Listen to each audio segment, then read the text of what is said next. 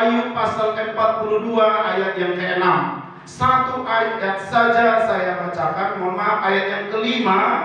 Ayub 42 ayat yang kelima, satu ayat, tetapi mungkin referensinya akan bertambah-tambah Bapak Ibu. Gudang malona itu amadok, gudang mana pakor, senang lupa. Tapi itu biasa Bapak Ibu. Saya akan bacakan bagi kita dalam bahasa Indonesia, demikian firman Tuhan. Hanya dari kata orang saja aku mendengar tentang engkau, tetapi sekarang mataku sendiri memandang engkau. Puji Tuhan. Semua nasautik do haleluya daina biar kita tahu. Puji Tuhan. Jangan takut bilang haleluya, karena haleluya itu Bapak Ibu adalah kata yang berkuasa. Kalau tidak salah itu dari bahasa Ibrani, terdiri dari 3 kata. Hal, panggil, serukan, berteriak. Elohim, Yahweh. Jadi dari kata haleluya itu, ketika kita berkata haleluya, kita memanggil, berteriak, memanggil nama Elohim, memanggil nama Yahweh. Maka ada baiknya jangan ada rasa ragu berkata haleluya, karena bukan hanya sekedar itu bahasa Pentakosta atau bahasa sekte tertentu, adalah sebuah kesilapan jika orang Kristen menganggap kata haleluya itu hanya milik sebuah sekte saja, karena itu adalah milik kita bersama orang yang percaya kepada Tuhan Yesus Kristus. Haleluya. Amin. Amin. Hanya dari kata orang saja aku mendengar tentang engkau. Saya percaya kita mendengar tentang Tuhan. Semua manusia di bumi ini, kalau mereka sudah memiliki kesadaran, saya percaya mereka sudah pernah dengar Tuhan.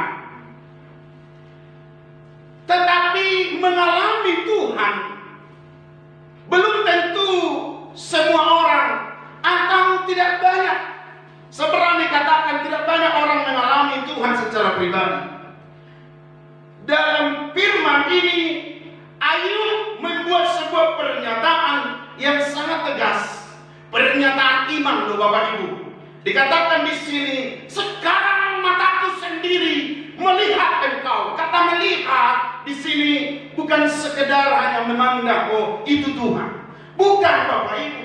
Oh itu Tuhan. Kalau orang lain dibalik-balikan, oh itu Tuhan, itu hantu. Karena sekedar melihat. Kita boleh melihat, lalu saja ada berkata, dilihat boleh, dipegang jangan. Artinya nggak boleh menikmati. Saya mau bertanya Bapak Ibu, kekasih dalam Kristus Yesus, sebagai kita orang Kristen, pemilik kerajaan surga katanya, apakah kita menikmati kebersamaan dengan Tuhan seperti yang Ayub deklarasikan dalam firman ini? Saya melihat kita perlu belajar lebih dalam tentang teladan Ayub yang luar biasa, tokoh iman yang harus kita belajar dari dia. Bagaimana dia melihat, mengalami, menikmati bersama dengan Tuhan. Para kekasih kami dalam Yesus Kristus, dimanapun saudara berada yang mendengar firman hari ini, kalau mau melihat keajaiban-keajaiban Tuhan, menikmati bersama dengan Tuhan, mari kita belajar bersama dari apa yang telah Ayub lakukan. Saya melihat bahwa Ayub ini adalah tokoh iman yang luar biasa yang harus kita teladani Bapak Ibu.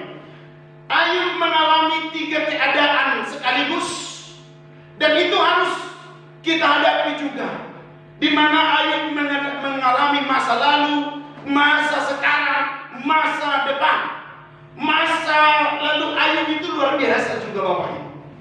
Kalau Bapak Ibu melihat di Ayub pasal 1, Ayub itu luar biasa. Dia di masa lalunya, dia juga seorang terkaya di zamannya. Kalau dibicarakan tentang kaya, siapa yang gak mau? Saudara mau kaya, amin? Amin. Yang gak mau kaya itu munafik. Semua orang pasti kaya, saya juga. Kalau ada dikasih jalan supaya kaya, tapi yang normal-normal Saya pasti mau dong. Maka saya selalu berusaha bekerja untuk yang terbaik. Karena firman Tuhan, siapa yang tidak mau bekerja janganlah ia makan. Kita melihat keadaan Ayub di masa lalunya luar biasa, bahwa Ayub, firman Tuhan saja berkata bahwa Ayub luar biasa. Di ayat 1 jelas dikatakan orang itu saleh, takut akan Allah, menjauhi kejahatan. Itu pribadinya, sikap karakternya. Maka berkat kesalehannya dia memperoleh 7 anak laki-laki dan 3 anak perempuan. Orang menikah pasti mereka ingin mendapatkan keturunan. Kalau ada yang tidak mau mendapatkan keturunan, saya sebut juga terlalu munafik. Kekayaan dari yang diperoleh Ayub berkat dari rasa takutnya kepada Allah. Di ayat 3 jelas dikatakan ada 7.000 ekor kambing domba, 3.000 ekor unta, 500 pasang lembu, 500 keledai betina, dan budak-budak dalam jumlah yang sangat besar. Kalau saya terjemahkan budak ini, dia memiliki karyawan yang sangat banyak. Berarti di zaman sekarang saya gambarkan Ayub ini seorang pengusaha yang kaya luar biasa, yang tidak ada tandingannya. Katakan saja di zaman sekarang Ayub pengusaha showroom motor terbesar, showroom mobil terbesar. Katakan sajalah di Sumatera Utara. Kekayaannya coba hitung sendiri. Saya pernah coba hitung, ini luar biasa kekayaannya. Sampai saya pusing sendiri menghitungnya. Karena luar biasa Bapak Ibu, 7.000 ekor kambing domba. Saya kira seluruh daerah Sabungan Huta ini akan ditutupi 7.000 ekor kambing domba. Sanggup enggak umat Tuhan yang ada di sini pelihara 7.000 ekor domba? Coba. Siapa yang merasa sanggup? Siapa yang enggak sanggup? Ya karena enggak sanggup lah Bapak Ibu, maka enggak diberi. Kita enggak sanggup mengelola 7.000 ekor kambing domba, maka tidak diberi. Tapi Ayub sanggup Bapak Ibu, luar biasa. Lagi-lagi dikatakan 3.000 ekor unta. Wah, 3.000. Mau enggak memiliki 10 ekor aja? Biar kita minta sama Ayub. Ibu Esti enggak mau. Repot katanya. Tapi kalau mau Pombora saya kira mau itu. Mau banget. Luar biasa. Bapak Ibu kekasih dalam Kristus Yesus, 500 pasang lembu berarti 1.000 ekor ya. Kita coba hitung-hitung loh. 1 ekor lembu katakan saja 12 juta. Kalau 1.000 berapa? Saya nggak sanggup hitungnya Bapak Ibu. Karena saya waktu kelas SD sampai SMP asal matematika saya mati-matian. Nggak bisa saya matematika. Untung saya jadi pendeta. Maka nggak harus banyak pikir tentang matematika. Itu sendiri kekayaannya. Itu masa lalu Ayub Bapak Ibu. Dia orang yang diberkati, dia orang yang hebat. Semua orang mau diberkati. Tapi berperilaku untuk takut akan Allah, menjauhi kejahatan, itu sulit. Justru dengan tidak menjauhi yang jahat, orang ingin kaya.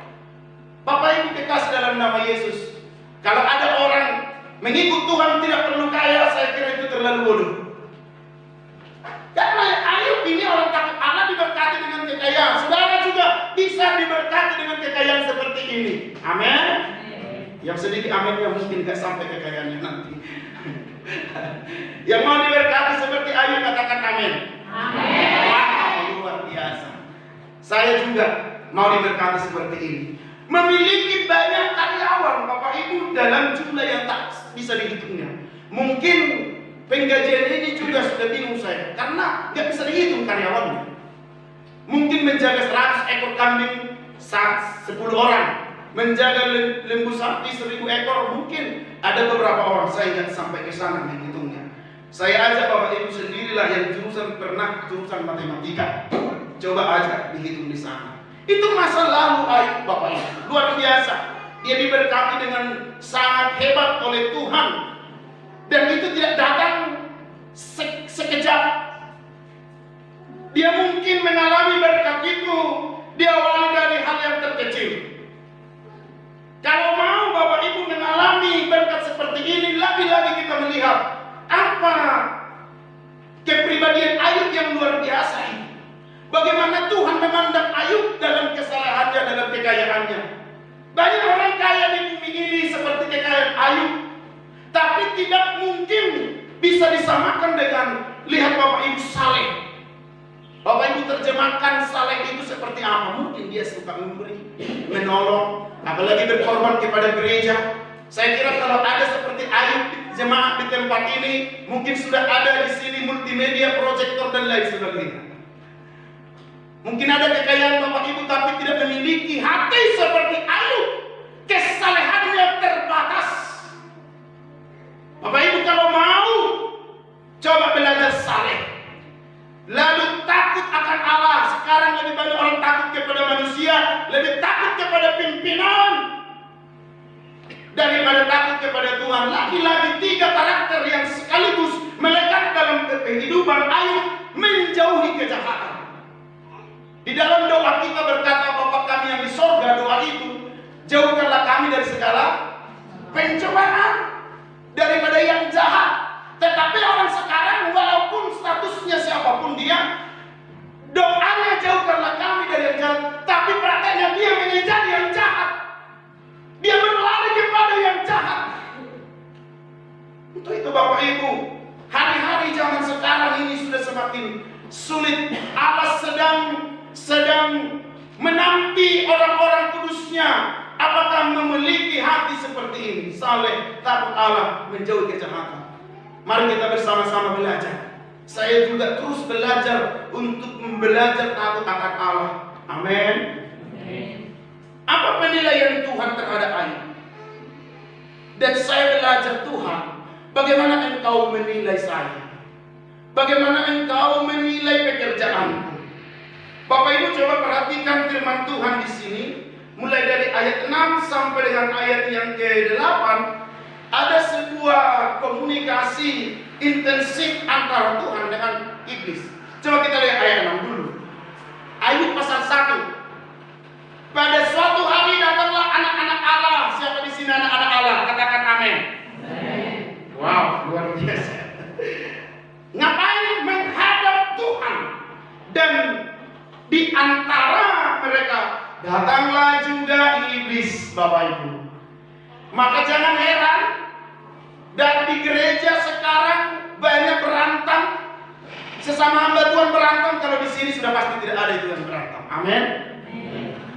Maka iblis sedang mengobrak-abrik lembaga yang disebut lembaga yang kudus itu. Gereja lah yang diserang. Karena untuk apa diserang lembaga yang lain? Karena itu sudah bagian mereka.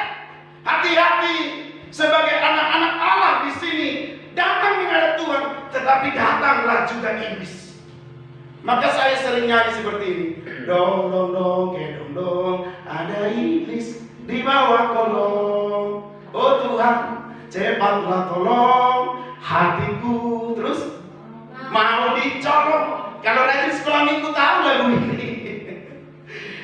Hatimu sekarang dalam ibadah di mana Bapak Ibu? Apakah sedang dicolong oleh iblis kepada yang lain lah? Gimana nih? Oriflameku sudah maaf ya, gimana nih bisnis yang lain? Hatinya di ibadah Tuhan, tapi pikirannya tak di mana-mana nih Bapak Ibu. Ya, laporannya dulu, honor belum datang-datang sampai nggak bisa beli data. Kenapa nih? Pikirannya kemana-mana nih Bapak Ibu. Belum lagi mau bikin kolekte nanti. Pemimpin pujian beri yang terbaik. Bagaimana yang terbaik? Honor pun belum datang, udah sedikit, lama-lama udah datang. Katanya di sana. Hatimu dicolong oleh iblis kadang-kadang Bapak Ibu. Pikirkan anaknya yang di mana-mana. Tahu-tahu lagu kita tadi, jangan pikir apa yang hendak terjadi nanti. Tapi cobalah Bapak Ibu, firman Tuhan mengingatkan kita, kalau datang menghadap Allah, hati-hati lawanlah si iblis itu. Hati kita sering dicolong. Kami juga seperti itu sering Bapak Ibu.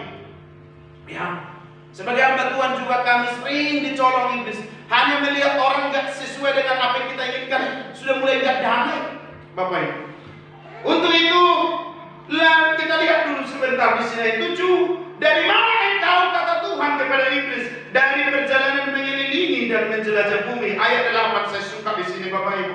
Apakah engkau memperhatikan hambaku Ayub? Lihat ini, sebab tiada seorang pun di bumi seperti dia, yang demikian saleh, jujur, takut akan Allah, lagi-lagi menjauhi kejahatan. Di ayat 1 tadi hanya 3. Taat itu pemandangannya, tetapi Allah menilai Ayub ada juga kejujurannya yang luar biasa. Ayat 8 dikatakan takut Allah, menjauhi kejahatan, jujur dan saleh. Kejujuran saudara pasti diukur oleh Tuhan. Kejujuran saya pasti diukur oleh Tuhan. Hati saya sekarang juga pasti diukur oleh Tuhan. Apakah kita sedang jujur dalam menjalani hari-hari hidup kita ini? Yang saya melihat di sini Bapak Ibu, kalau mau diberkati seperti Ayub, coba kita lihat bagaimana Allah menilai kita. Maka saya mengajak jangan peduli apa kata orang lah, karena kata orang saya jadi nggak melakukan sesuatu, jadi nggak mau melayani, jadi nggak mau berbuat, jadi nggak mau berkorban. Karena apa? Dia memperhitungkan apa yang penilaian orang, bukan penilaian Tuhan. Padahal Allah menilai dia saleh, jujur, takut Allah dan menjauhi kejahatan. Itu penilaiannya. Dari 4 karakter Ayub ini, mana yang Bapak Ibu miliki? Mana yang saya miliki? Tuhan sudah ukur itu, sudah buat listnya Bapak Ibu. Yang saya lihat di sini luar biasa Bapak Ibu, ayat 9 dan seterusnya, bahwa saya melihat firman Tuhan luar biasa. Allah menilai, bahkan pamer. Allah pamer kepada iblis tentang karakter Ayub ini. So kita nak punah geleng, punya anak, berprestasi dia di sekolah. Ini anak kota juara saya dari sobat besok pun juara saya dari. Ini berjuang nih jadi, ngapamer kita? Saya kira Tuhan seperti itu bila melihat, bila Allah menemukan karakter seperti Ayub, dia pamer, Lucy, hai Lucy, karena Lucy maksud saya. Kamu lihat ini, hamba begitu, dia saleh, jujur, taat Allah, menjauhi kejahatan. Dia pamer. Sepamer Allah kepada kita, sepamer apa kita terhadap anak kita kepada orang lain, maka itulah nilai anak kita. Jadi Allah menilai dengan benar, luar biasa. Kepameran Allah itu bahkan luar biasa lagi Bapak Ibu. Saya melihat Allah itu kayaknya bercandanya keterlaluan loh kepada Ayub. Bayangkan ketika iblis membuat penilaian kepada Ayub, nanti saya akan sampai ke sana. Sebelumnya di ayat 3 pasal 2 dikatakan begini kepada iblis. Firman Tuhan kepada iblis, apakah engkau perhatikan hambaku Ayub? Ayat 3 Bapak Ibu di pasal 2. Sebab tiada seorang pun di bumi seperti dia yang demikian saleh dan jujur dan takut akan Allah dan menjauhi kejahatan. Ia tetap tekun dalam kesalahannya meskipun engkau membujuk aku melawan dia untuk mencelakakannya tanpa alasan. Bayangkan iblis membujuk Allah, hartanya yang tadi 1000 pasang lembu dan semuanya itu Bapak Ibu habis dalam sehari dibujuk oleh iblis. Candanya Tuhan itu keterlaluan menurut saya kepada Ayub ini. Keterlaluan. Masa dalam 1 hari saja Tuhan Allah izinkan semua yang Ayub miliki. Bayangkan hartanya, anaknya 1 hari dong Bapak Ibu. Mula sempat jemaat madong dison mengalami somoni mungkin ngamurtat, mungkin mengalut tuh berwajibjang. Saya campur bahasa Batak. Saya yakin yang mendengar ini juga tahu bahasa Batak. Kalau tidak tahu belajar bahasa Batak. Pernah satu kejadian di kampung. Mate paling sa kanan, mate pa 2, mate pa 2 sampai pa 5. Roma Muria mangapuli atas somoni itu tipe ni hitaw kan? Ay madamang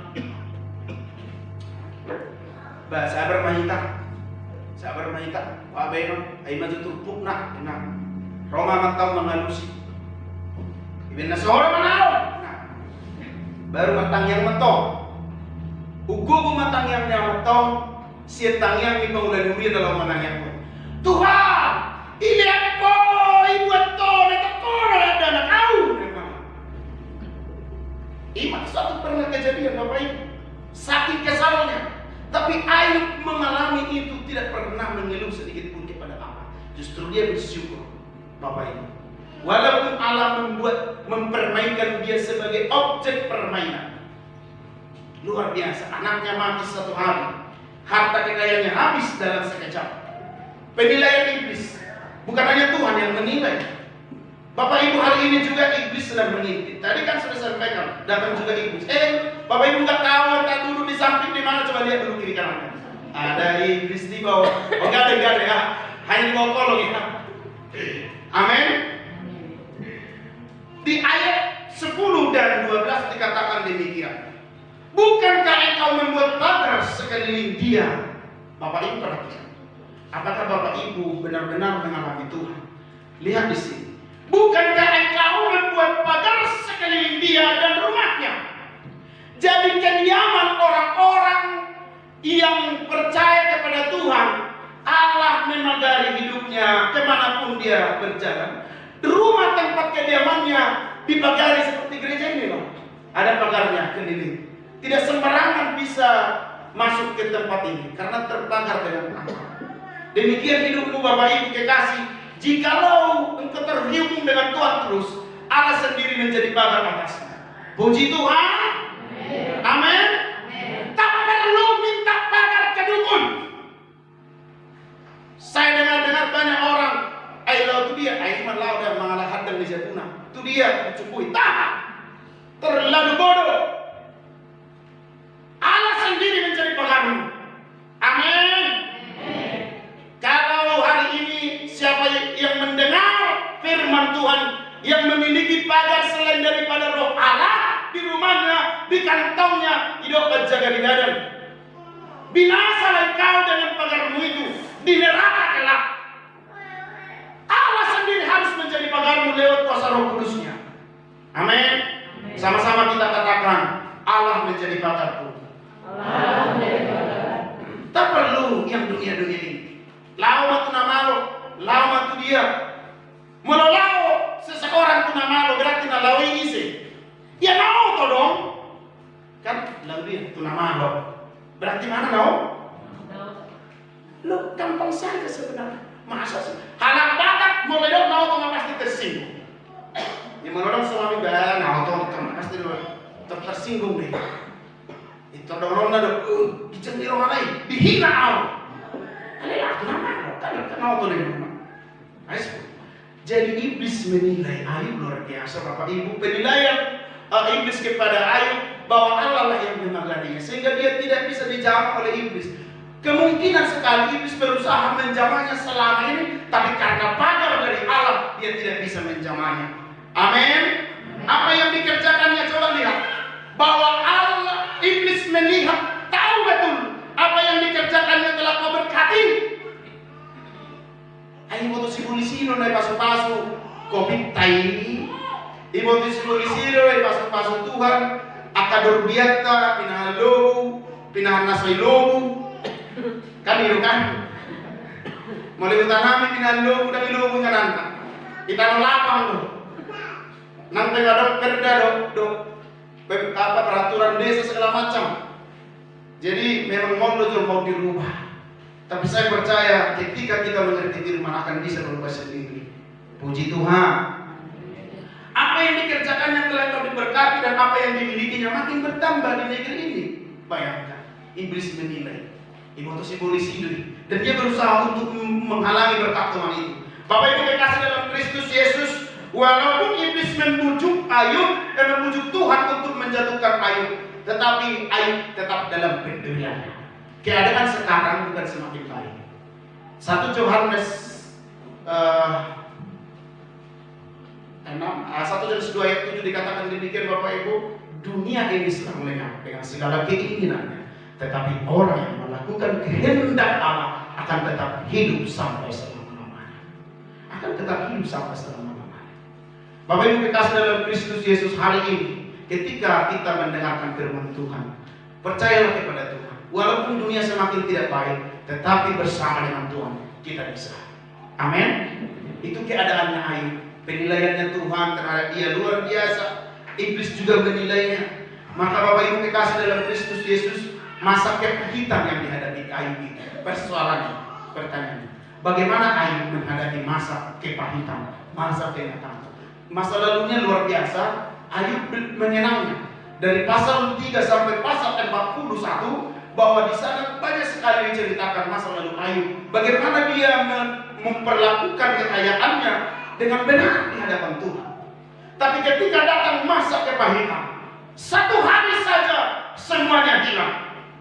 Apakah dia kecewa? Apakah dia menuntut kepada Tuhan? No, tidak.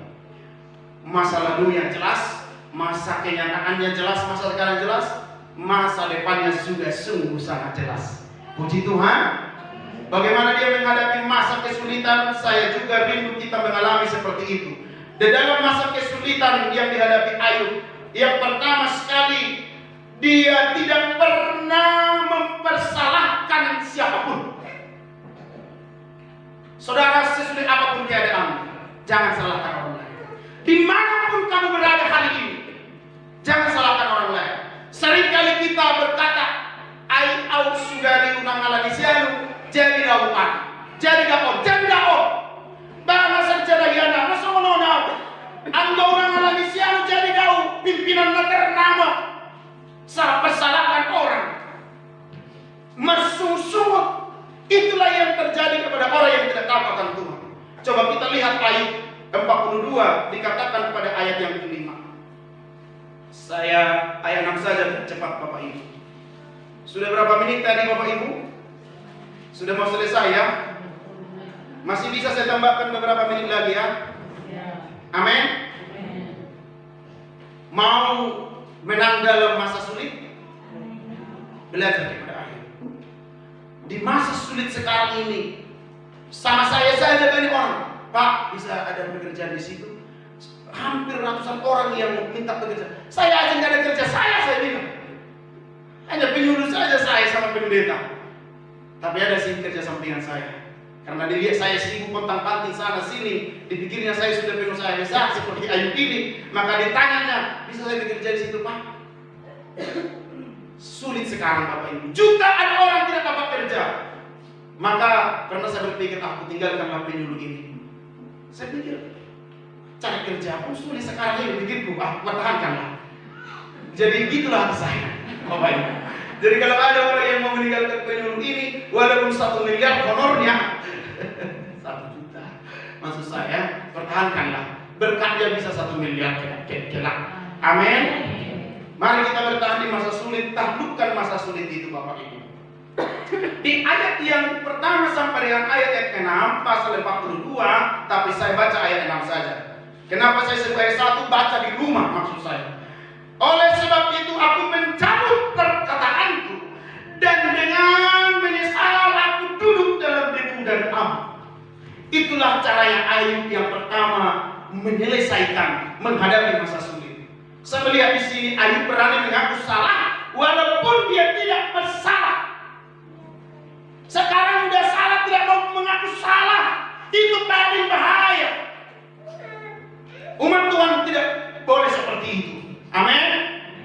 Masalah dia boleh mengaku salah. Ayub sendiri dia berani mengaku salah walaupun dia tidak ada salahnya.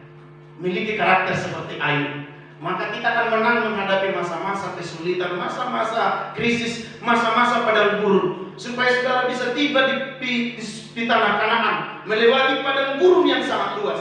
Bapak Ibu nggak tahu padang gurun yang sedang kita lewati seberapa luas. Entah kita sudah tiba di tepi sungai Jordan itu, sebentar lagi menyeberang ke tanah Kanaan yang limpah susu dan madunya. Tetaplah bertahan. Amin. Belajar merendahkan diri, belajar mengaku salah, belajar tunduk kepada otoritas kedaulatan Tuhan. Itu caranya Ayub. Mengaku salah di hadapan Tuhan, mengaku salah di hadapan sesama, minta maaf. Nah, mau kita minta maaf, atau salah kita mau minta maaf.